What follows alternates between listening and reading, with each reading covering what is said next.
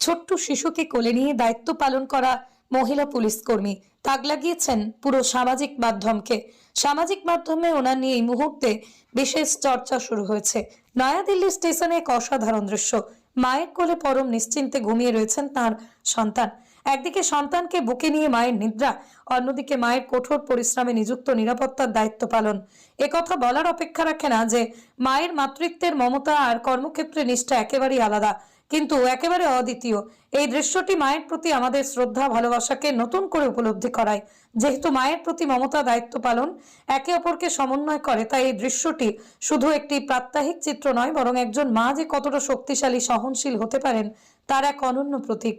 নয়াদিল্লি স্টেশনে নিরাপত্তার জন্য দায়িত্বে থাকা এই মা তার সন্তানকে কোলে নিয়ে সবার নিরাপত্তা নিশ্চিন্তে কাজ করছেন অত্যন্ত নিষ্ঠার সঙ্গে।